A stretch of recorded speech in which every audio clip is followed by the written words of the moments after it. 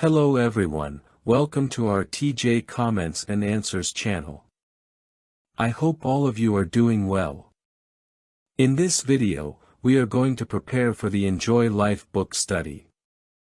And this week, we will study Chapter 7, chapters 14 to 18, plus the sidebars.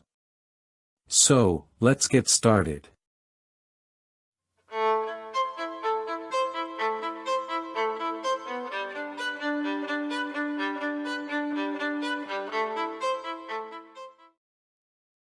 Question 14 and 15, Part A. Who was the Ethiopian eunuch, and how did Philip come to meet him?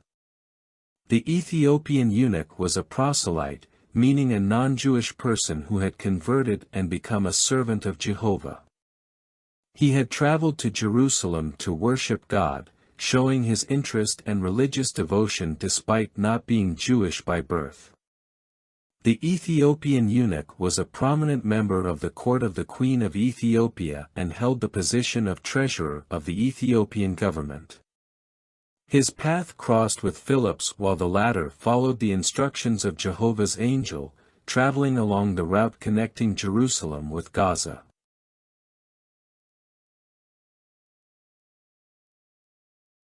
Question 14 and 15, Part B. How did the Ethiopian respond to the message, and how do we know he didn't get baptized on impulse? The Ethiopian eunuch responded to Philip's message with sincerity and humility.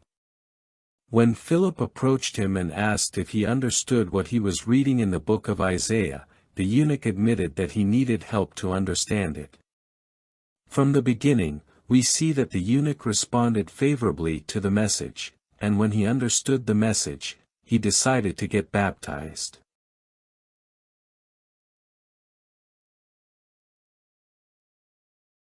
When the eunuch saw water by the road, he immediately expressed his desire to be baptized, showing a thoughtful and conscious decision.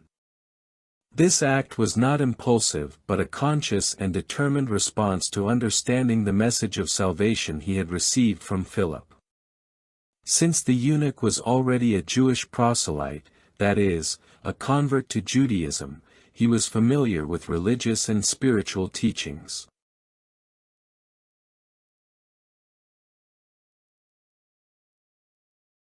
Questions 16 and 17. How do angels intervene in preaching today? Nowadays, angels play an important role in the preaching work by directing the proclamation of the good news, ensuring it reaches all people, regardless of their nationality, language, or culture. According to the Bible, angels are actively involved in the spiritual harvest, helping gather both those who will be heirs of the heavenly kingdom and the great crowd of people who desire to serve Jehovah.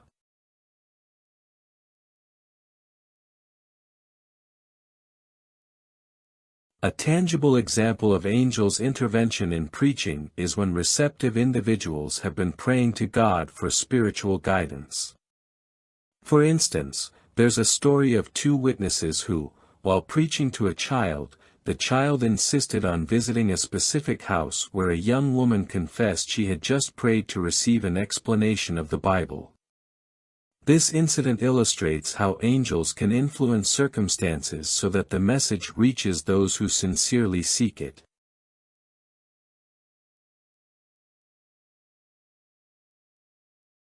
Question 18.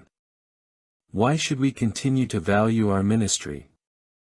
We should continue to value our ministry because it is an honor to collaborate with angels in a global program of Bible education. As Christians, we have the responsibility and privilege to share the good news about Jesus with others. This ministry is a manifestation of our commitment to God and to our neighbor, and it provides us with the opportunity to contribute to the spiritual growth of those around us.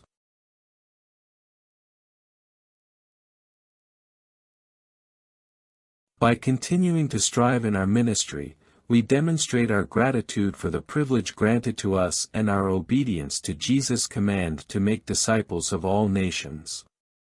Furthermore, by seeing the fruits of our labor in the lives of others, we experience deep satisfaction and spiritual joy.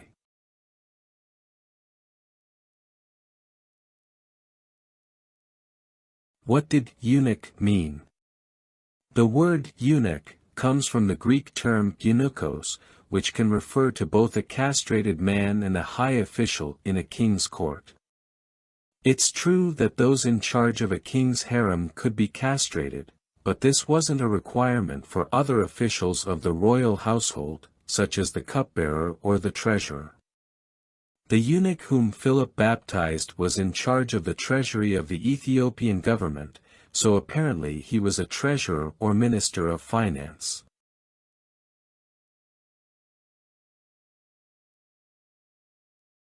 Additionally, the Ethiopian was a proselyte, meaning a non-Jewish person who had become a servant of Jehovah.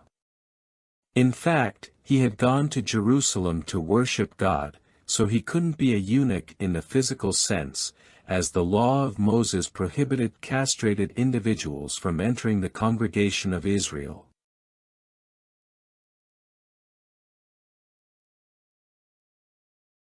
Baptism in a body of water. What is the correct way to perform Christian baptism? Some believe that merely pouring or sprinkling water on a person's head is sufficient. However, let's remember that the Ethiopian eunuch was baptized in a body of water. In fact, the account says that both Philip and the eunuch went down into the water. If it were indeed sufficient to pour or sprinkle water, why did the eunuch stop the chariot by a body of water? Since he was traveling along the road through the desert, he surely had a leather container with water, and a little would have been enough.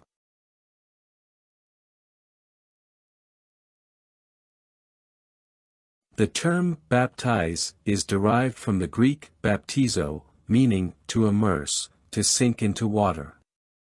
Biblical texts describing baptisms fit well with this definition.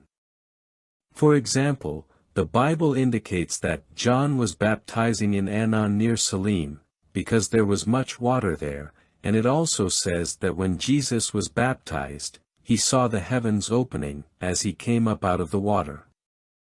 So, for true Christians, the only correct way to be baptized is by being fully immersed in water.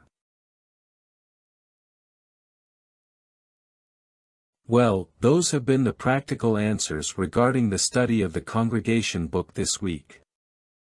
I hope my dear brothers and sisters find them very helpful. I send you a warm embrace, and may Jehovah bless and protect you always.